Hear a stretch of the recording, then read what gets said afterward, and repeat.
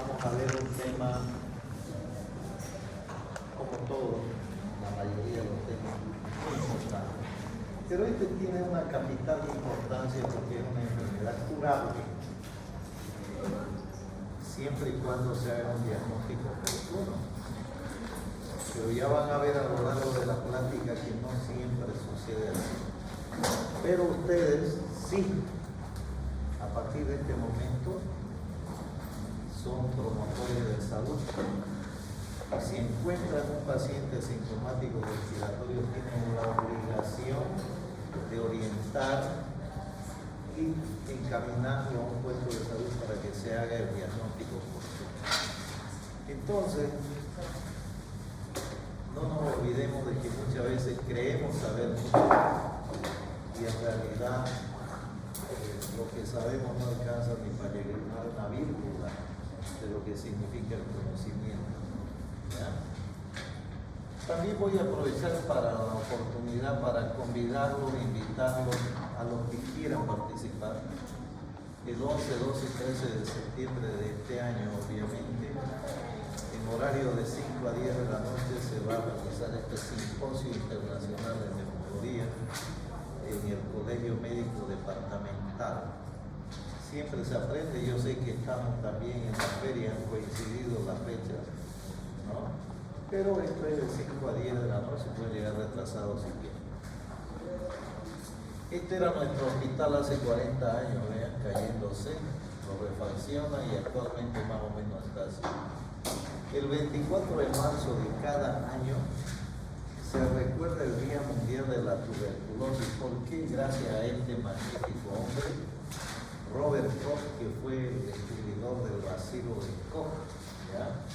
Que de paso es un bacilo ácido alcohol resistente, aerobio estricto, no es porulado, inmóvil, que es importante que ustedes recuerden que es sensible a la temperatura, a la ebullición y desinfectantes caseros. Entonces, es una enfermedad curable, pero la mayoría de las veces, como el tratamiento es un poco prolongado y la falta de simpatía y de empatía, sobre todo del personal médico, paramédico, hace que los pacientes muchas veces no acaban su tratamiento. Entonces, la OMS la define a la tuberculosis como una enfermedad infecciosa, contagiosa, curable y social. ¿Ya? Es de notificación obligatoria. Entonces, hoy día ustedes se acaban de transformar en notificadores obligatorios de la tuberculosis. ¿Ya? Entonces, quiero que ustedes recuerden esto. Vean este camposanto. Llevamos 10 minutos de clase, en 10 minutos han fallecido 40 pacientes en alguna parte del mundo. Cada 15 segundos fallece un paciente de tuberculosis. Este es un hospital en algún lugar de nuestro país donde la mayoría de los que están enterrados ahí es por tuberculosis. Vean ustedes que Hipócrates ya hace muchos años, 460 años antes de Cristo, ya la conocían a la tuberculosis. Claro que no se llamaba tuberculosis, se llamaba tisis. ¿De acuerdo? Vean lo que pasó allá hace muchos años, hace más de 1000 años, en la dinastía de los faraones. Encuentran este paciente con lesiones, es una momia, con lesiones compatibles con mal de Pot. Y aquí, en nuestro continente, esta momia peruana que también tiene estas lesiones en columna, 700 años después de Cristo. Bien, entonces la tuberculosis nos acompaña desde que el hombre es hombre. Relacionado con la hambruna, con el hacinamiento y la pobreza, los cuarteles, los colegios, las universidades. Hablando de universidades, créanme que todos los años, sin excepción, atiendo estudiantes. El año pasado fueron como 8 estudiantes de diferentes universidades que enferman. ¿Ya? ¿Por por diferentes motivos, pero lo importante es que hagamos diagnóstico y hagamos tratamiento. Y si alguno por ahí tiene sintomático, es un sintomático respiratorio, no hay que tener vergüenza de decir estoy tosiendo o tengo fiebre, ¿no? Nadie tiene, digamos así, nadie se enferma porque quiere, la enfermedad nos busca, ¿no? Epidemiológicamente quiero que sepan que hay más de 2.000 millones de personas infectadas de tuberculosis, no digo enfermas, infectadas, ¿ya? 8.000 de estos casos hay en Bolivia todos los años, nuevos casos de tuberculosis. 1,5 millones de personas fallecen en el mundo y aquí en Bolivia tenemos 1.2% de tuberculosis multidrogo resistente, primera vez que se la menciona. 50% son fuentes de contagio y el 95% provienen de pacientes con renta baja, o sea, del tercer mundo. Esta diapositiva tiene 24 años de edad, pero tiene una importancia muy sui generis. Vean lo que dice aquí: multidrogo resistencia primaria. Eso quiere decir pacientes que ya son multidrogo resistentes y nunca han tomado un medicamento. Y te dirán, pero ¿cómo puede ser eso? Eso tiene una explicación epidemiológica. Por cada 100.000 bacilos hay un mutante, hay uno resistente. Entonces, en 1 millón no hay más que 10, pero fíjense cuántos millones de bacilos puede tener un paciente, y entonces, cuando eso adquiere una cifra exponencial, ese paciente está en riesgo de hacer una multidrogo resistencia primaria, que son bastante difíciles de tratar. Igualito que son las del tipo MAC, Mycobacterium avium, o intracelular, como también se lo llama, o Mycobacterium complex. El Mycobacteria complex es una micobacteria, pero no es tuberculosa, es productora de lesiones atípicas, micobacterios atípicos, que son complicadas de tratar, ¿ya? Diferente al Mycobacterium tuberculoso. MAC, su abreviatura es MAC, M-A-C, Mycobacterium complex, ¿ya? Entonces, vean lo que sucede aquí en Bolivia. Tenemos 1.2% de TBND primario, o sea, alrededor de unos 120 casos más o menos anuales. Parecería que nosotros tenemos más casos que Brasil. Brasil tiene 0.9%, pero la diferencia está en la población. Brasil tiene 224 millones, creo, si no me equivoco. Y nosotros tenemos 11 millones y ya le han quitado 1 millón a Santa Cruz, o sea que menos de lo mismo. ¿No? A ver, éramos 4 millones y pico y ahora somos 3 millones. Terrible, ¿no? Bueno.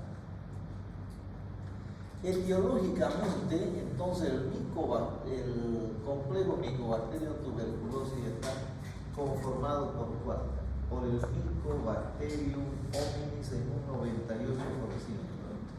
y el africano bovis y microti el otro 2%. Eso es lo que se llama Mycobacterium complejo tuberculosis o complejo Mycobacterium tuberculosis. ¿Ya? Entonces, es importante que sepan de que se tiñe con la tinción de Ziel-Nielsen y que se lo puede cultivar, ¿ya?, en el medio de Bacter o también en el cultivo de Lowenstein-Jensen en un tiempo de 6 semanas. El cultivo de Lowenstein-Jensen es el único que verdaderamente nos da el 100% de sensibilidad y especificidad. Presten atención en esto que es la fisiopatología. Traten de atenderlo porque no lo van a encontrar en ningún libro. Yo creí de que la fisiopatología teníamos que simplificarla, por eso es que se me ocurrió hacer este esquema, ya este mapa conceptual. Vean, aquí está el bacilo Mycobacterium tuberculosis. ¿Por dónde entra? Por la vía aérea. ¿Ya? llega hasta los sacos alveolares, donde toma contacto con el macrófago alveolar y se produce lo que se llama la primoinfección tuberculosa. Es la primera vez que entra el bacilo en contacto con el macrófago alveolar. Y ahí se realiza una serie de reacciones inmunológicas que básicamente son de dos maneras. Una, en el paciente con buen estado general, los macrófagos son muy eficientes, llega el bacilo al alveolo y los macrófagos le dicen: alto señor bacilo, usted no puede pasar acá, lo voy a tomar preso. Lo toma preso, lo encapsula, lo manda a Palmazón, le queda prisionero ahí el bacilo, ¿ya? Y lo transforma en un bacilo durmiente. Ese bacilo durmiente generalmente migra hacia el sistema linfático, dentro del pulmón o en los ganglios linfáticos, en los vasos linfáticos, dando algo que se llama después complejo de Gauss, como van a ver ustedes, ¿ya? Entonces, ahí el paciente se infecta, pero no se enferma. ¿Por qué? Porque tiene un sistema inmunológico inmunocompetente. Inmunocompetente es la palabra correcta, la nomenclatura correcta. Inmunocompetente. Los pacientes que no son inmunocompetentes son pacientes inmunodeprimidos, como vamos a ver. El otro camino es que el bacilo entra en un paciente inmunodeprimido, en uno que no es inmunocompetente. ¿Cuáles son estos pacientes? Son los pacientes diabéticos, los pacientes desnutridos, los pacientes farmacodependientes, los pacientes que toman corticoides, los pacientes que toman medicamentos para tratar cáncer, ¿ya? Sobre todo los diabéticos, son pacientes inmunodeprimidos. En esto el bacilo entra, llega hasta entrar los macrófagos y se discuten, se pelean, y la resistencia de los macrófagos es vencida, se produce la infección y luego se produce la enfermedad, dando lugar a lo que se llama, esto es el complejo de Gauss, donde van los bacilos que han sido en primera instancia los pacientes inmunocompetentes, han sido aislados y se transforman en bacilos durmientes, generalmente en los hígdos pulmonares o también en los ganglios linfáticos. ¿De acuerdo? Observen aquí, yo tengo una radiografía donde se muestran ganglios linfáticos. Esos son, ¿qué cosas? Complejos de Gauss en realidad, ¿no? Se ven diferentes tipos de adenopatías. Fíjense aquí, eso es por reacción aquí al bacilo. Se pueden producir procesos de consolidación o bronconeumónico de tipo bacilar. Por eso es que ya van a ver los casos que yo les voy a mostrar más adelante. Muchas veces el médico se equivoca en esto. Otras veces la reacción es de tal manera que se produce lo que se llama tuberculosis miliar. Vean la montonera llenito de micronódulos. Estos pacientes con tuberculosis miliar con seguridad son inmunodeprimidos. ¿Ya? Entonces, hay diferentes formas de infección. Yo esta noche les voy a pasar, me vas a hacer acuerdo, ya, ahora me llaman, para que yo les pase un paper de tuberculosis. Lo que yo tengo es eso, se lo van a leer, pero es que lo lean. ¿Ya? La tuberculosis de reactivación, la tuberculosis primaria progresiva, pero también la postprimaria y la de reinfección. ¿Cómo se clasifica? Esta es la clasificación que más se usa, tuberculosis pulmonar y extrapulmonar, pero también existe esta otra por su forma clínica, en aguda, subaguda y crónica, y también por su forma anatomopatológica, exudativas, gaseosas y productivas, y por su patogenia. Se la puede clasificar en tuberculosis primaria y postprimaria, ¿de acuerdo? Entonces, recuerden que la tuberculosis puede afectar cualquier órgano.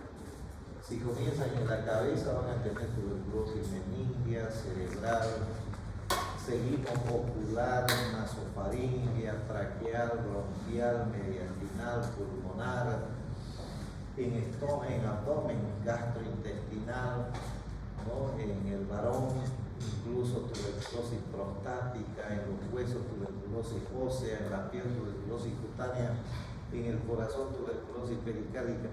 No se escapa nada. ¿Ya?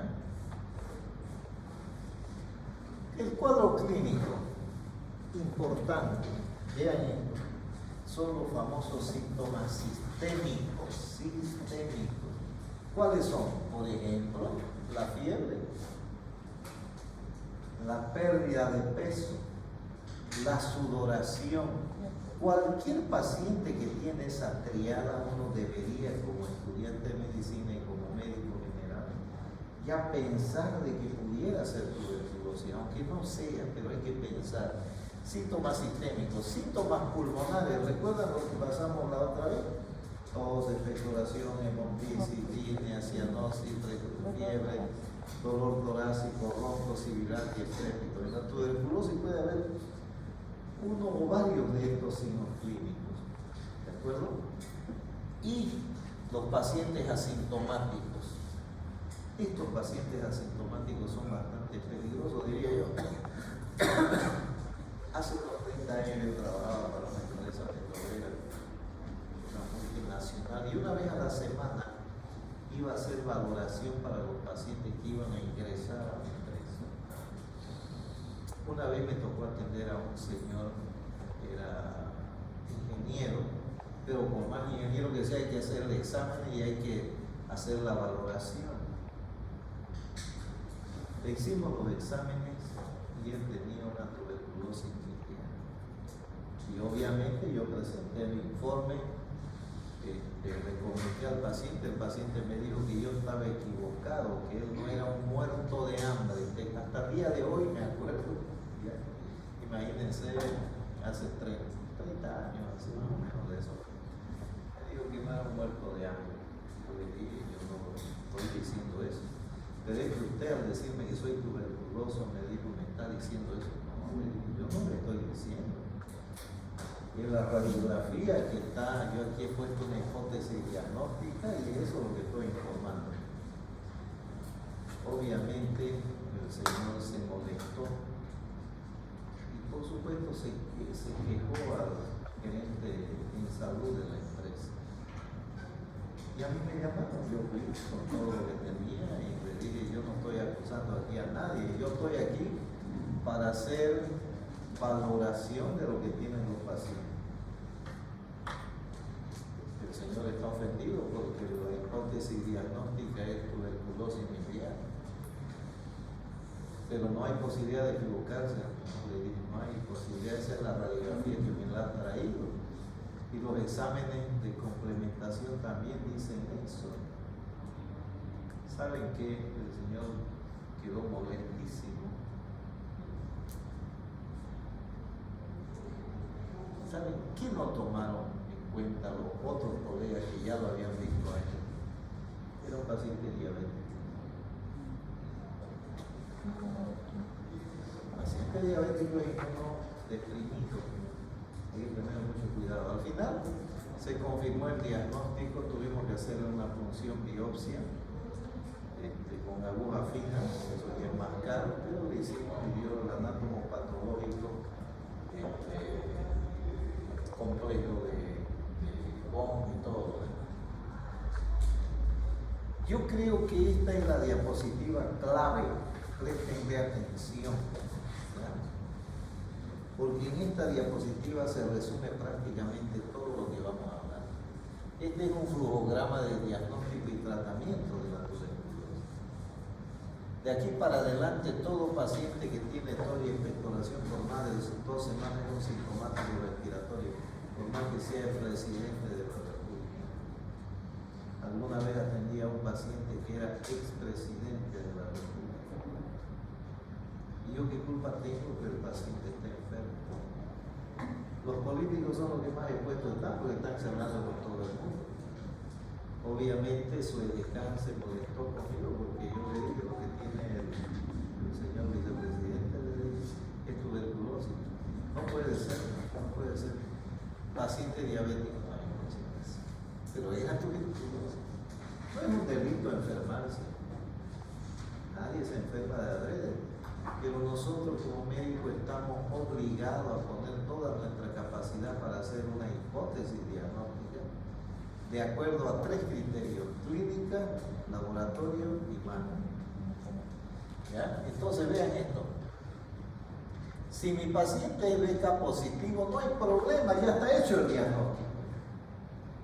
Ya está hecho el diagnóstico. El problema son estos que son BK negativos. Si es BK positivo, ese paciente va a ser o un caso nuevo o un caso ya tratado. Si es un caso nuevo, yo voy a utilizar el esquema 1 o el esquema 3. ¿Ya? ¿De acuerdo? El esquema 3 se lo hacen los niños. El esquema 1 es para pacientes vírgenes de tratamiento. Se lo hace durante 2 meses con 4 medicamentos: INH, rifampicina, etambutol, piracinamida. Los otros 4 meses solamente INH, rifampicina. Y el esquema 3 es para niños, dura 6 meses también, pero 2 meses con INH, rifampicina, piracinamida y 4 meses con INH y rifampicina. Si es un caso pretratado, entonces en ese paciente yo tendré que hacer el esquema número 2, que ya no dura 6 meses, dura 8 meses. ¿Con qué? Con isoniazida, rifampicina, etambutol y piracinamida. Y 5 meses con rifampicina, etambutol y hidracina. ¿Entendieron?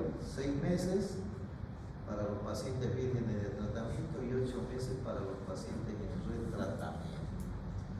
Entonces, cuando es BK negativo, ahí estamos en problemas.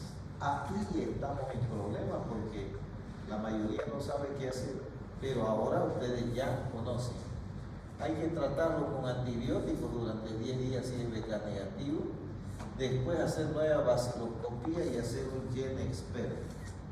El GenExpert es un método de diagnóstico casi infalible, 95% de sensibilidad. Entonces, a ese paciente tenemos que hacerle un GenExpert. Entonces, tenemos el diagnóstico clínico, el diagnóstico epidemiológico. Siempre hay que preguntarle si el paciente tiene o no contacto con TB. Ejemplo, un hermano, un primo, la esposa, los hijos o los abuelos. Ese dato epidemiológico lo convierte en un paciente contacto TB de foco conocido. ¿Ya? El diagnóstico laboratorial, comenzando con la vaciloscopía seriada y acabando con el GenExpert o con el genotype. Actualmente, lo que más se realiza, a pesar de que últimamente dicen que no hay reactivo, eso no es culpa del paciente, el gobierno tiene que fornecer todo eso. El GenExpert hace diagnóstico en 1 hora y 45 minutos, con la gran ventaja que detecta los bacilos resistentes a la rifampicina. Y el genotype hace diagnóstico de la TB también y resistencia a la isoniazida. ¿De acuerdo? ¿De acuerdo? Muy bien, este es el equipo, ¿ven? Este es el equipo del GenExpert, un poquito más grande que el proyector. Funciona a corriente eléctrica y a batería y se lo puede llevar a cualquier lado. O sea que teóricamente no existiría ya la barrera de esperar durante 3 días la vaciloscopía. La vaciloscopía sale en menos de 1 hora, pero tiene un pequeño gran problema. Se debe hacer, se debe seguir haciendo. Tiene solamente 50% de sensibilidad y especificidad. El GenExpert tiene 95%. ¿Qué le hacen a ustedes? ¿Una vaciloscopía o un GenExpert? ¿Vieron? Qué fácil es el polvo. ¿No? Entonces, y este otro, vean, la sensibilidad es de 95% en pacientes que pueden dar BK positivo y 98% de especificidad. En los pacientes BK negativo, 88% de sensibilidad y 95% de especificidad. O sea, hay que hacer el examen, ¿de acuerdo? Este equipo es el Genotype. Este sirve para hacer diagnóstico de los pacientes con TB y resistencia a la isoniazida. El GenExpert para vaciloscopía y resistencia a la rifampicina, aunque actualmente han sacado un nuevo equipo que simultáneamente le hace para los dos fármacos, para la rifampicina y el GNH. Pero no ha llegado acá todavía. Entonces, también se puede hacer obviamente la prueba de la tuberculina. Ya ustedes saben, ¿no?, que le va a dar una pápula. Cuando esa pápula tiene más de 5 milímetros de diámetro, se lo considera reactivo. Pero a veces se comete el siguiente error. Hace unos 30 años también, el 87, más, 34 años, 37 años, hace 37 años, cuando entré a trabajar al San Juan de Dios, era obligatorio hacerse el PPD. Me hicieron y dio 35 milímetros. A mí nunca me han vacunado, porque cuando yo nací no había vacuna todavía. Pero me he hecho algo que se llama autovacuna. ¿Cuántos pacientes llevo atendido con TB?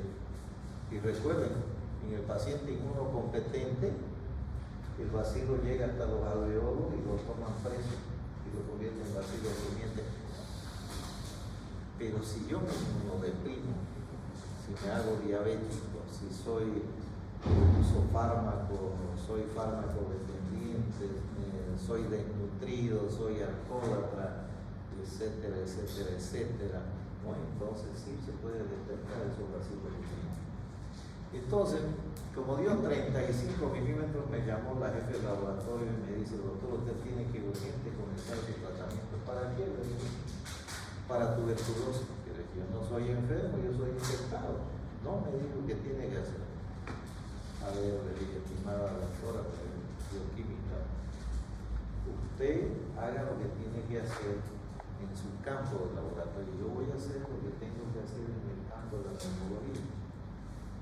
Imagínense, yo neumólogo no me van a decir qué es lo que tengo que hacer como yo. Al final se molestó al principio, pero después ya tuvo la hidalguía de buscarme y decir: disculpe, yo estaba enfermo. El hecho de que sea reactivo no quiere decir que uno está enfermo, quiere decir que está infectado. ¿Ya?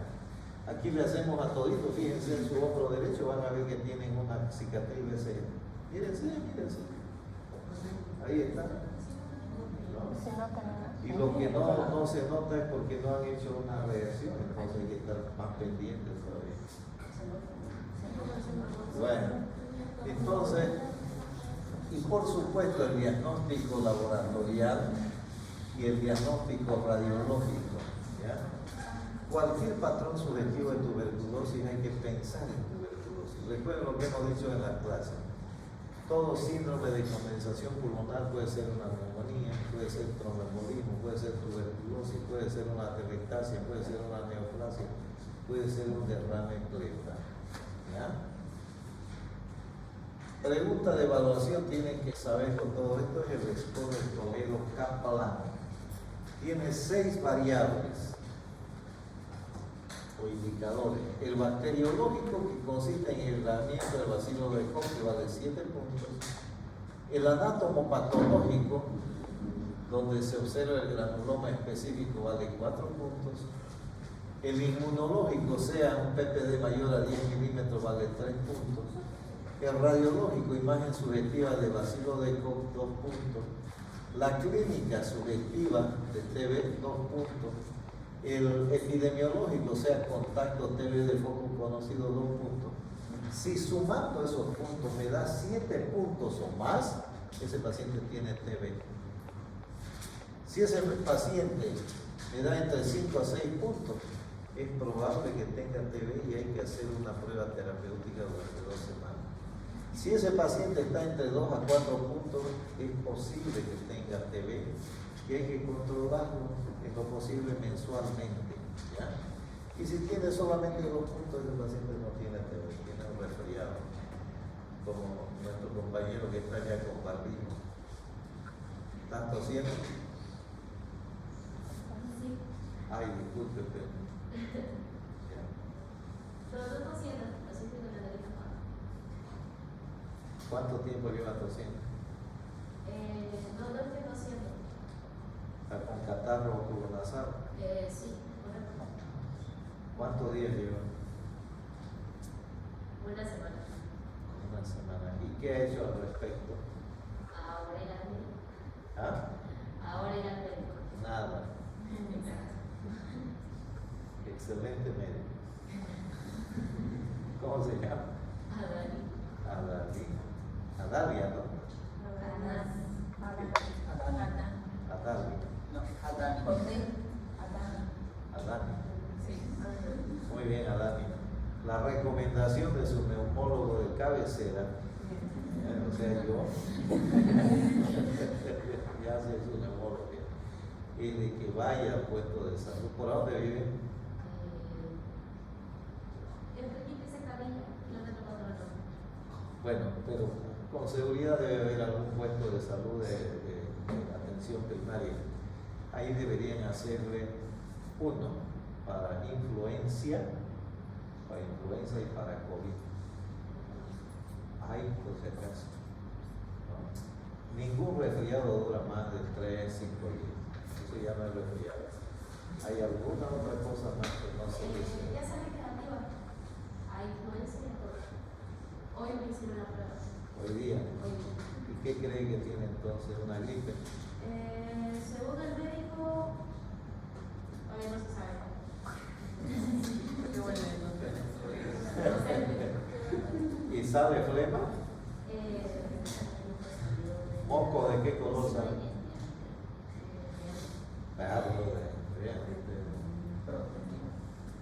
Yo le haría, por ejemplo, una radiografía de senos paranasales, una radiografía de tórax, le haría un hemograma, le haría un examen de esputo, un cultivo de esputo, un citograma de sangre, un hisopado faríngeo.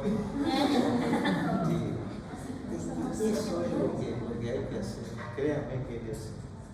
Cuando yo hacía consulta en mi casa, yo tenía mi consultorio y mi señora me ayudaba. La conducta es esa, la conducta correcta es esa. Vaciloscopía, tinción de grano, cultivo de esputo para gérmenes comunes, hisopado faríngeo, citograma nasal, radiografía de senos paranasales y de tórax. La mayoría no pide radiografía de senos paranasales y el aparato respiratorio es superior y es inferior. ¿No? Por ahí tenemos hasta una sinusitis, no lo sé. Pero de todas maneras, Adani. Con D. Adani. Aquí había una estudiante hace como 8 años, se llamaba Adani. Se fue a España, pero allá está diciendo. Entonces, Adani, haga eso y me avisa, ¿listo? No le voy a cobrar por si acaso. Bueno, sigamos, ya nos distendimos un poco. Entonces, también se puede utilizar la tomografía, vean ustedes, aquí un patrón miliar, o a veces se pueden, yo esto lo he visto pocas veces, vean, aquí se ve dibujado en la sábana una cabeza, un redondo, y esto es el cuerpo. Se llama signo de la sombra húmeda, eso es porque el paciente transpira y queda de espalda y queda marcado, impreso ahí en la sábana, ¿ya? Pero esto es una TB biliar, vean ustedes, grave, gravísimo. En una TB biliar quiere decir que las barreras defensivas sean, vean esto, una cavitación, hasta que no se demuestre lo contrario. También puede ser un cáncer de pulmón, una hidatidosis pulmonar, ¿no? Pero en este caso era tuberculosis. Vean esto. Un paciente con adenopatías por neumocitis, virobesis y VIH. Vean, este caso me gusta relatarlo siempre porque es paradigmático. Vean, un día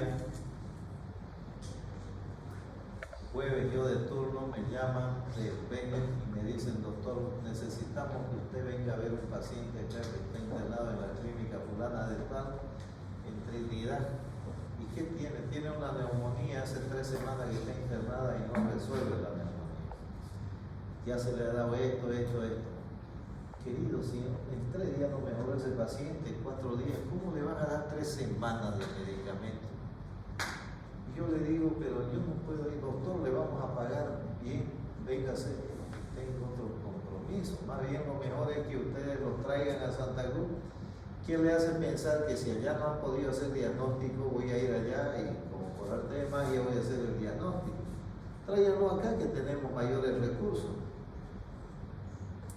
Bueno, al final me llaman y me dicen, doctor, vamos a llegar en la tarde, vaya a esperarlo con una ambulancia al Trompillo. Trompillo es el aeropuerto. Pues yo me voy al aeropuerto y el paciente había sido una paciente, una señora en esa época de unos 50 y tantos años. Subimos a la ambulancia, 3 semanas, 21 o 22 días de tratamiento con antibióticos. La llevamos a una clínica particular, yo quise llevarla al hospital, no quiso, yo quiero una clínica particular. Ella había sido la dueña de la avioneta, pero peor que eso, había tenido más de 20.000 cabezas de ganado. ¿Cómo no me voy a atender la llama? Podía cobrar una mil cabezas de no, entonces, pero eso me pasó. Bueno, yo al ver que la paciente le habían hecho todas esas cosas, le hice una fibroscopía, le hice un aspirado bronquial. Más o menos a eso a las 3, 4 de la tarde. A las 5 de la tarde yo tenía el diagnóstico. Beca positivo. No pensaron en tuberculosis. Pero el doctor me dijo, ya tiene 4 baciloscopías negativas. Puede ser. Recuerden que la baciloscopía solamente da 50% de positividad. Y se olvidaron de otra gran variable, los colegas. ¿Saben cuál? La paciente era diabética. Y vean, yo le solicité esta radiografía y si ustedes ven aquí hay una imagen de condensación. Y aquí parece haber alguna cavitación. Le saqué una radiografía de perfil y vean, ahí está la cavitación. Y para comprobar mejor, sacarle foto, ya no hay problema. Está bien, este va a ser neumólogo. Vean, le hice una tomografía, vean, aquí está la cavitación. No se veía bien, ¿por qué? Porque está detrás del corazón. La tuvimos acá como unas 3 y pico semanas, unos 27 días, 25 días. Mejoró la paciente, le hicimos el esquema, todo eso. La tuberculosis. Por supuesto, ya hasta eso ya me había enterado que tenía más de 20.000 cabezas de ganado. Entonces, no, de comer lo normal, lo que dice el estatuto y el reglamento del colegio médico. Ni una cabeza más ni menos. Ni más ni menos, ni un ternero a más si quieren. Bueno, vean esto. ¿No? Fíjense, hay una telectasia del lóbulo superior derecho. ¿No? Hay que pensar en tuberculosis. Vean esto, hay que pensar en tuberculosis, sí o sí. ¿No? Vean esto otro. Este caso también fue bastante interesante. Un día jueves por la mañana, yo entrando a mi turno a las 8 de la mañana, 8:30 ese día, me llaman de la emergencia urgente, doctor, hay un paciente que está en insuficiencia respiratoria. Yo le digo, pero ¿y tú verlo? Pero venga a verlo, doctor. Y a ver. Y la señora me dice, no, doctor, por favor, mi marido se muere, pues ahí tienda, pero aquí están los médicos ya atendiendo. Pero me han dicho que tiene que ser usted. Yo le digo, disculpe, señor, ¿y qué pasó? Anoche su marido estaba bien, sí, estaba bien. Se durmió bien, sí, doctor, estaba bien. Hemos despertado temprano, estaba bien. ¿Y qué pasó después? Bueno, después entró al baño y ahí en el baño fue que gritó. ¿Saben qué pasó?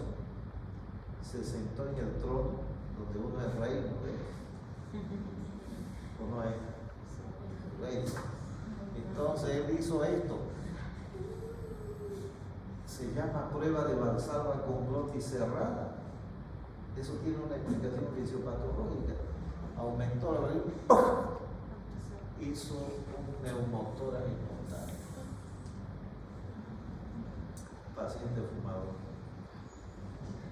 Eso pasa.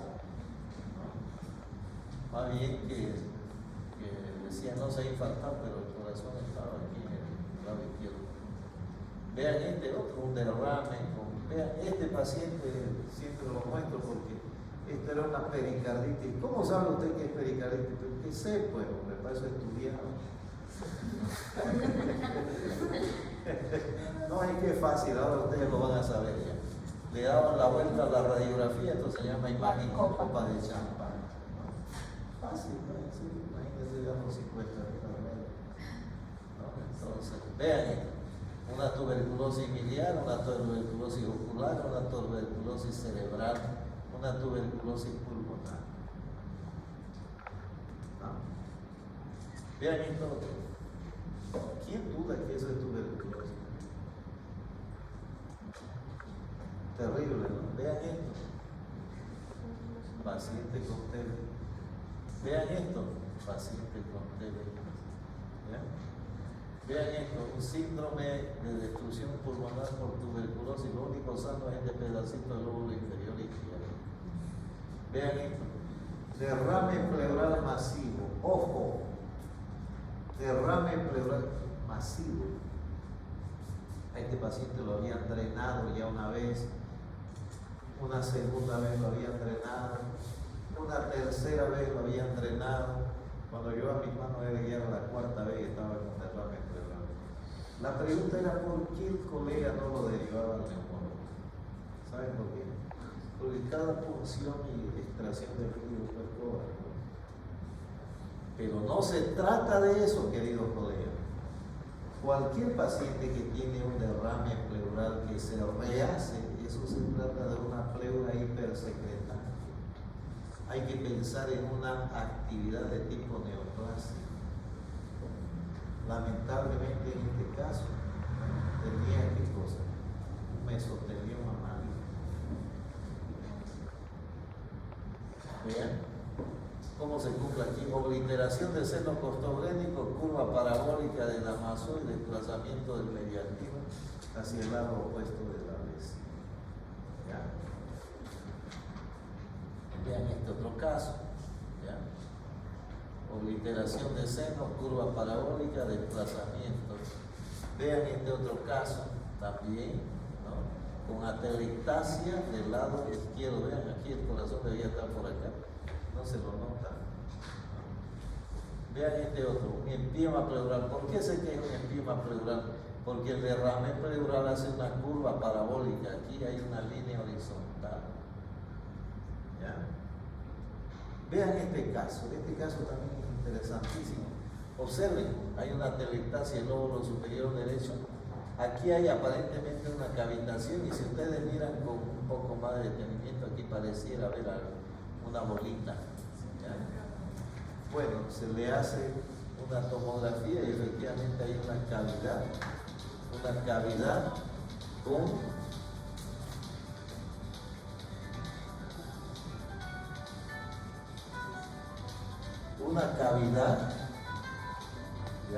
cavidad ahí. ¿Con qué? Con un aspergiloma.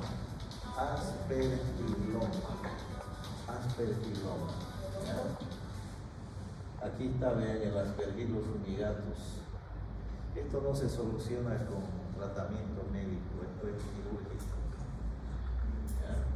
Hay que retirar esa región afectada. Vean este otro, una cavitación también. Vean este otro, otra cavitación. ¿No?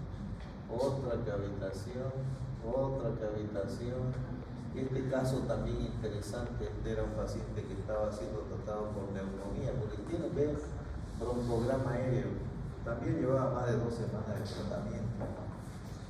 Y los colegas que lo veían eran unos internistas.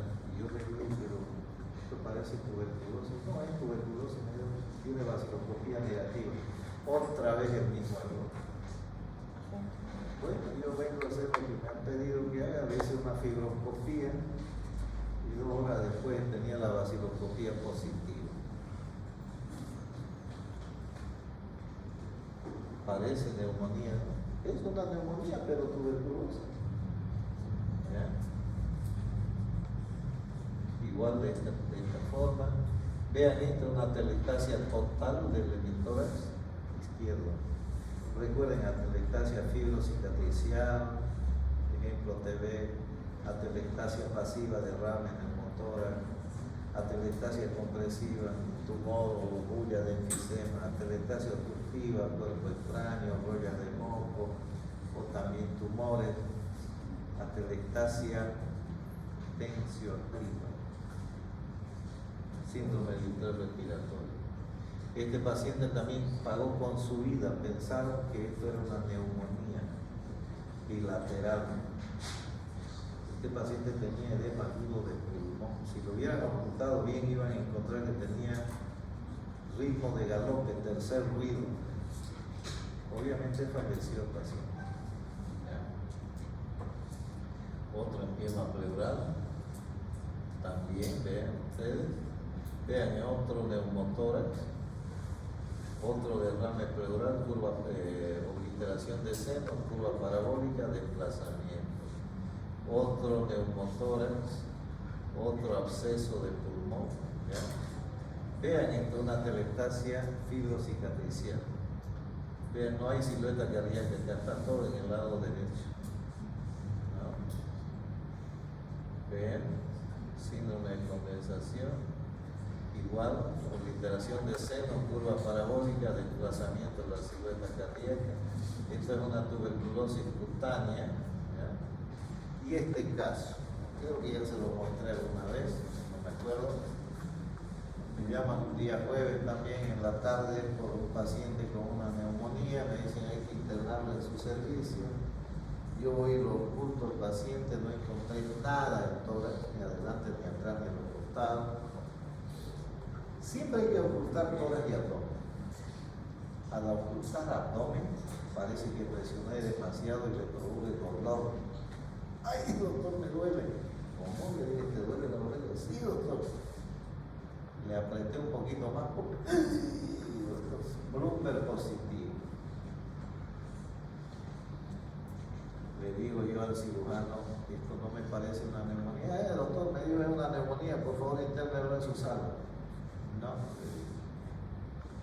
lo llevé a hacer una radiografía de abdomen simple en pie, se llama esto. Radiografía de abdomen simple en pie.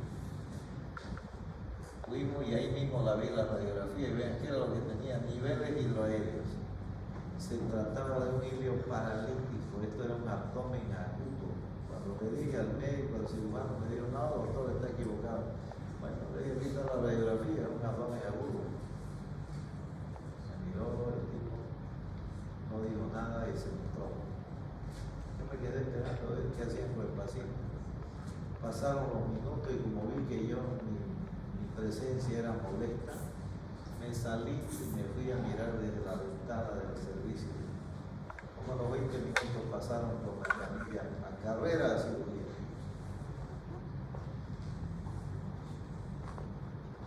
Yo esperé unos 10-15 minutos, me fui al quirófano también y entré justo cuando iban a abrir la barriguita.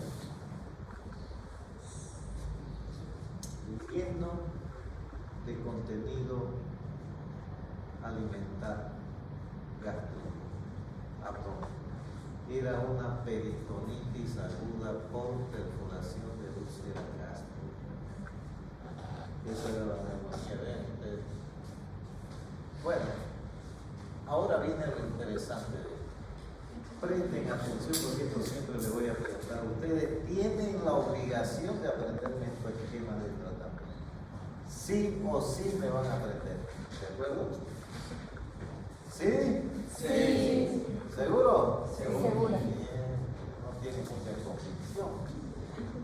Bueno, estos fármacos son los que se utilizan para el tratamiento de la tuberculosis. Aquí está incluida la streptomicina, a pesar de que ya no lo usamos, pero de todas maneras no está de más saber. Isoniazida, 5 miligramos por kilogramo de peso, dosis diaria 300, presentación 100. Rifampicina, 10 miligramos por kilogramo de peso, dosis diaria 600, presentación 300. Etambutol, 15 miligramos por kilogramo de peso, dosis diaria 1200, presentación 400. La streptomicina, 15 miligramos por kilogramo de peso, 750 miligramos dosis diaria, 1 gramo es la presentación.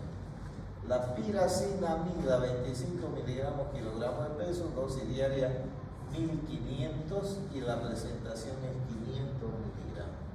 Y de ahí salen los esquemas. El esquema 1, yo les sigo diciendo esquema 1 porque es más didáctico. ¿En quiénes se hace el esquema 1? En los pacientes vírgenes de tratamiento. ¿Cuánto tiempo dura? 6 meses. 2 meses con isoniazida, rifampicina, etambutol, piracinamida, a las dosis que ya les he comentado y que ustedes tienen la obligación de saber. Y 4 meses, ¿ya? Con isoniazida, rifampicina, a las dosis que también ya les he comentado y que ustedes tienen la obligación de saber. Fíjense de que aquí en el esquema, en la primera fase, se da piracinamida a 25 miligramos por kilogramo de peso. Yo tuve un paciente que pesaba 145 kilos. A ver, sacarle a ver cuánto será. 145 por 25. 3.625. ¿Cuánto es? 3.625. 3.625.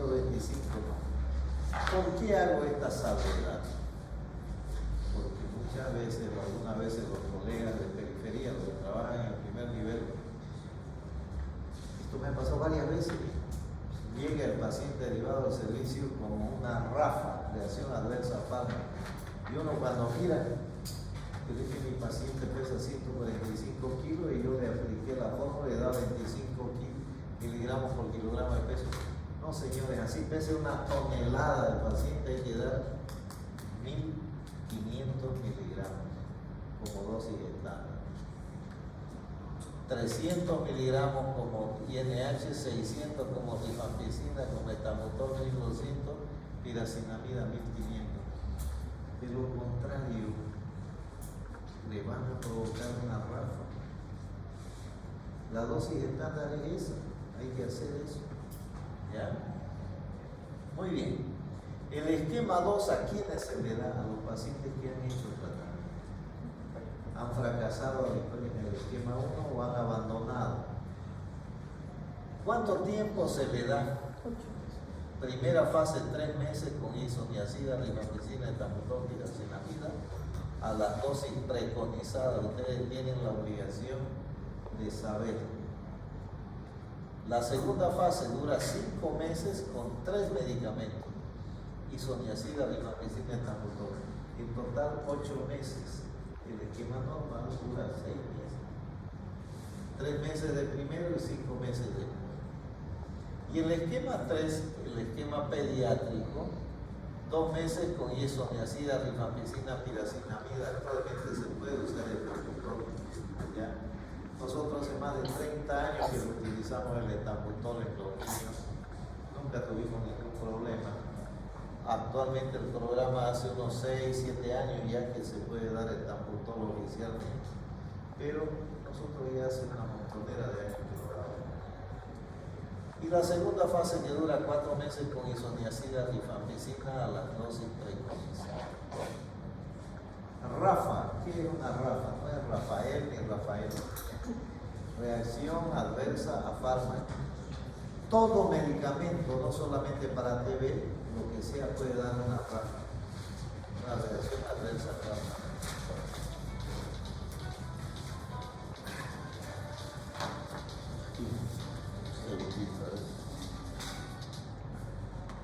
Hola. ¿Cómo le va? ¿Qué novedades?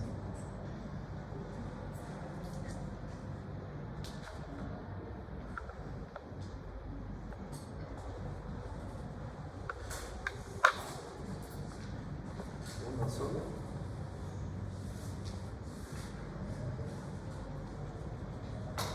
¿A qué hora?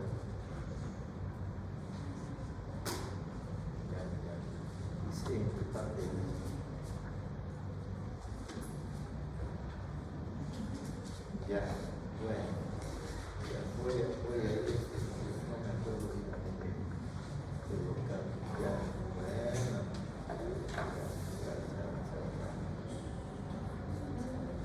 Bien. Entonces, todos pueden dar reacción. La rifampicina, la piracenamida,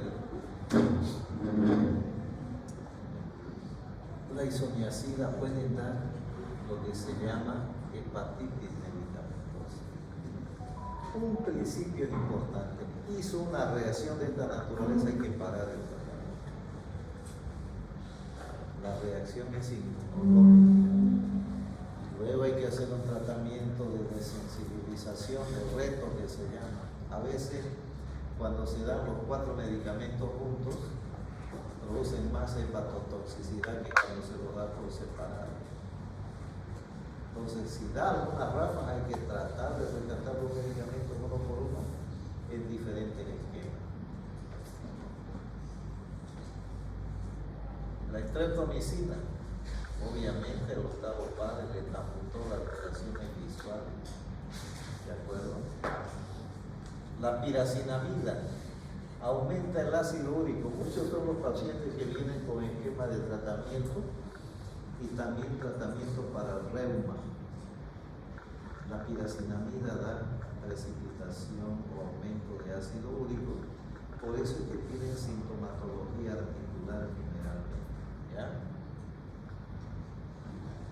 ¿Cómo se maneja esto? Se lo puede dividir en leves y severos. Si los síntomas son leves, por ejemplo mareo, por ejemplo náuseas, por ejemplo vómito, malestar general, se puede continuar dando bajo observación continua. Pero si el paciente tiene prurito, ras cutáneo, sordera, ¿no? Vómitos incoercibles, alteraciones visuales o hemorragia o púrpura o shock, hay que parar. Sí o sí. ¿De acuerdo? Vean, observan esto. ¿Qué es lo que ven aquí? Se está descamando la piel, ¿no? ¿Sí? ¿Se ve? Sí. Vean, esto se llama eritrodermia medicamentosa. Está la mano roja. Vean esto. Rojo, rojo, rojo. Eritrodermia medicamentosa. Vean, completamente rojito. Muchas veces los médicos cometemos errores, como este. Así llegó la paciente, ¿ven? Esta es una paciente joven, haciendo tratamiento en el campo. El médico se iba de vacación por mes y medio y le dijo: doña Florinda, escúcheme, yo voy a salir de vacaciones, le voy a dar tratamiento para un mes y usted por nada del mundo va a dejar de tomar su medicamento. Y la paciente obediente siguió tomando todos los días hasta que a la semana comenzó con prurito, siguió tomando y comenzaron las ampollas, siguió tomando y quedó así. Error del médico. ¿Por qué? Porque esto se llama TOTS, quiere decir tratamiento directamente observado y supervisado. No se debe dar para 2, 3, 4 días, peor para un mes. Todos los días el médico tiene que darle su medicamento y observar qué tiene su paciente. ¿Ya? Por eso los pacientes con TB tienen que ir obligados al hospital y tomar delante del médico. Correcto, correctísimo. Todos los días menos los domingos. ¿Por qué no se toma los domingos? Descanso. Porque el vacilo descansa. ¿Sabe qué pasa? Es por la adherencia al tratamiento. Sí. Es por la adherencia al tratamiento. ¿Ya? Tuvo más de un año internada en nuestro servicio y vean cómo se fue de alta. No todo el mundo tiene esa suerte como este paciente. ¿Vean? Llegó así, con una ráfaga grave, Steven Johnson, un síndrome de hielo. Tuvo 2 días internado, llegaron sus familiares y pidieron alta solicitado, porque uno de los familiares dijo: lo que pasa es que a mi pariente le han hecho un mal puesto, lo han embrujado, le han hecho una brujería. y se lo llevaron al pastor. Y yo le digo, ¿por qué se lo llevan? Y es que la única forma de que él cure es hacerlo nacer de nuevo. Ah, la mierda. Y ahora, ¿cómo lo hacemos nacer de nuevo? ¿Saben cómo había sido la costumbre? Una vaca. Matan una vaca, le sacan las tripas, la barriga, todo eso, y lo meten adentro de la vaca al paciente y lo hacen nacer de nuevo. Obviamente eso está mal porque el paciente volvió así, peor todavía, y no aguantó y falleció.